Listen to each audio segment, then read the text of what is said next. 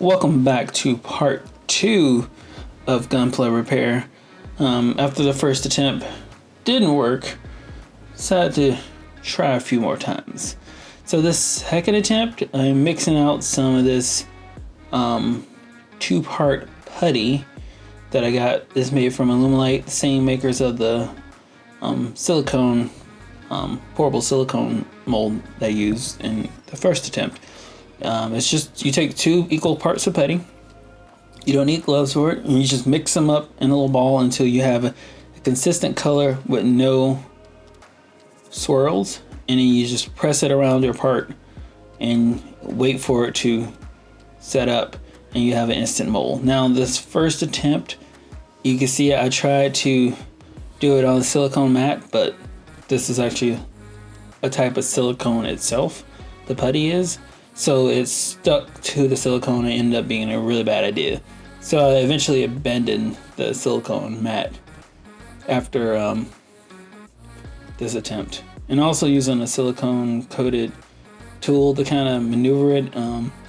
That one wasn't as bad. It was easier to clean up.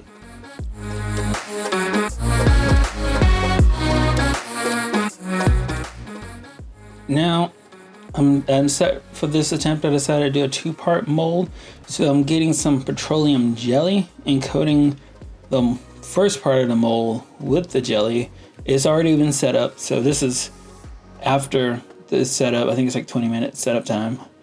You definitely want to do this, otherwise the putty will stick to itself and your part be encased in it, and you'll have to destroy the mold to get it out. So same as the first attempt, gonna get equal parts of the putty, mix it together, and then press it over the part in the existing mold.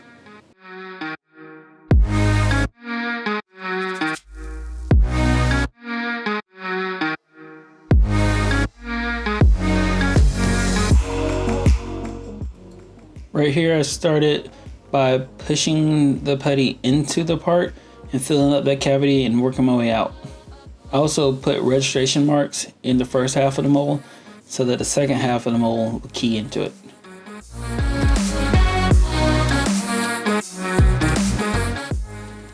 This is at least 20 minutes later.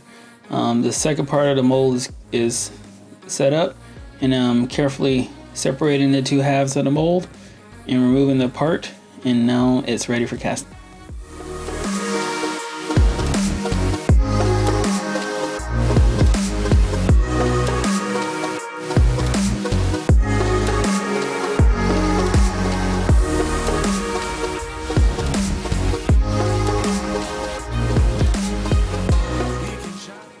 For the casting, I'm using another Alumilite product, Alumilite's white casting resin, and I'm mixing up equal parts because it's a 2-part resin that's mixed 1-to-1. And then once I mix it up, I'll pour it into the mold and then wait for it to cure. It's supposedly cures in about 15 to 20 minutes, so we'll see.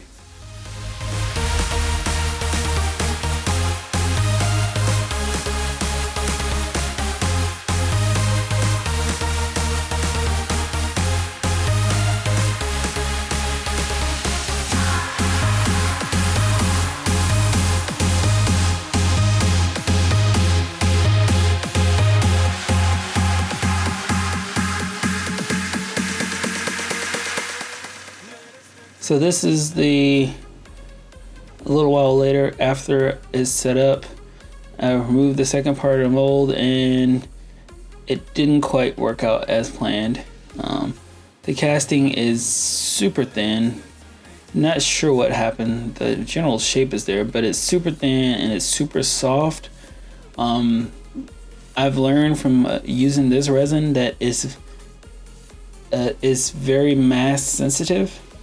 So similar to Smooth-On's casting resin, Smooth Cast 300, it's also mass sensitive, but it's not as mass sensitive as this. What mass sensitive means is the more mass you have in your resin, so the more resin you have, the faster it cures. So really thin parts will take a really long time to harden up. So now moving on to attempt number 3, still using the Amazing Mold Putty. I really like this stuff. If you're doing like small parts, so like one-sided molds, even two-sided molds, and you don't want to make a mold box and mix up the silicone resin, this stuff is awesome. I don't know about the fidelity of transferring details, because this part wasn't very detailed, but overall, so far, I really like it.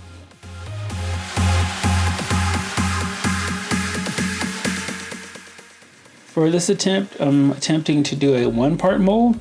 So I'm going to push the part in, bury it, similar as the first part, and I decided to fill in that cavity with some more putty.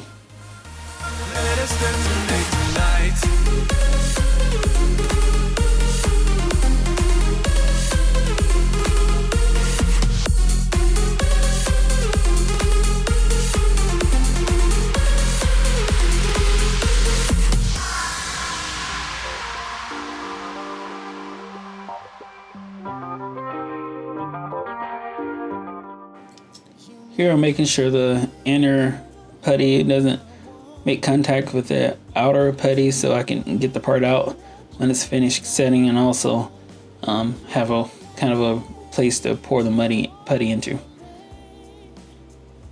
This is, so the part's cured, and I removed it out through the magic of video editing, and now I'm ready to pour the resin. Looking for that someone to hold. You came in, you shook my peace. You tore down my walls with ease. You turned dust into gold. You make it real, you're the one I want. And to me, we are just like... So for casting attempt number 3, still sticking with the Alumilite casting resin. And mix it up, same as first time, and I simply pour it into the mold and make sure it gets underneath the little flap piece, and waiting for it to harden. But baby, when I saw that smile, knew that I'd be just fine. You turned us into gold. You make it real, you're the one I want.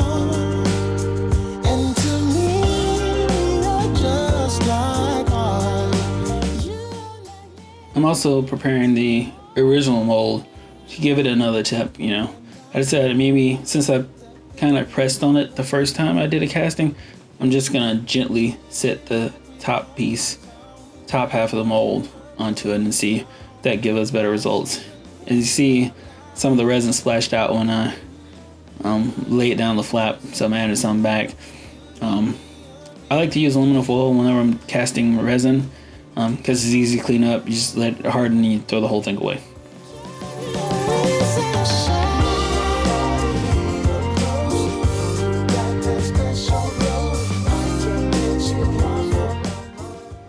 Now we're back after the resin has set up, and this time I let it sit overnight to let it get completely hard.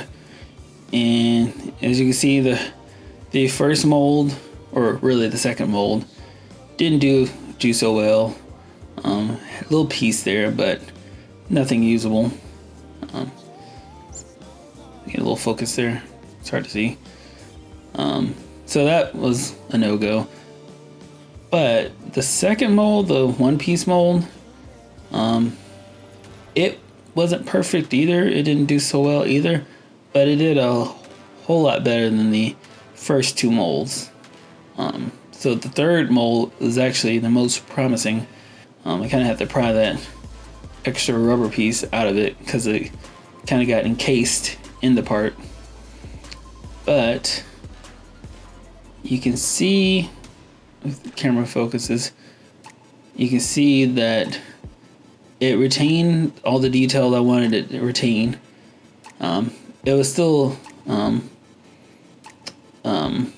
the wrong shape, but it's very close. So with that, I'm going to do a 4th attempt, and this time I'm just going to do a one-sided mold.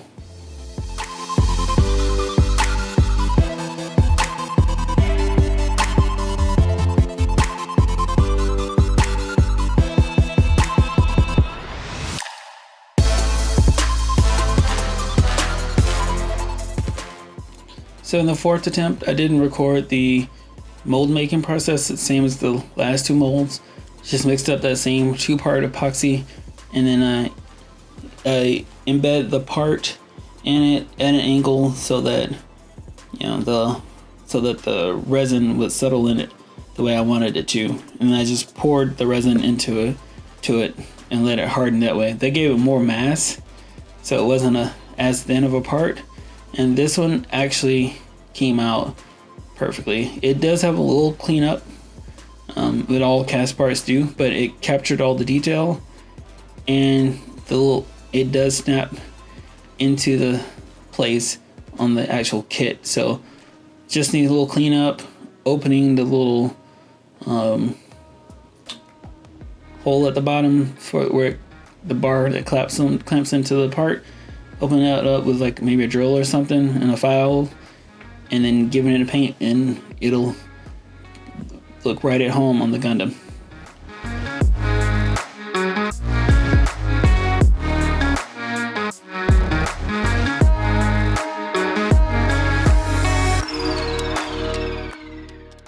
Here's a hand drill that you could use to get a hole started in that little space that needs to be hollowed out.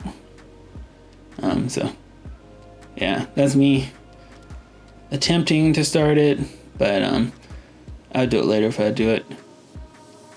But it is I would call this a successful casting.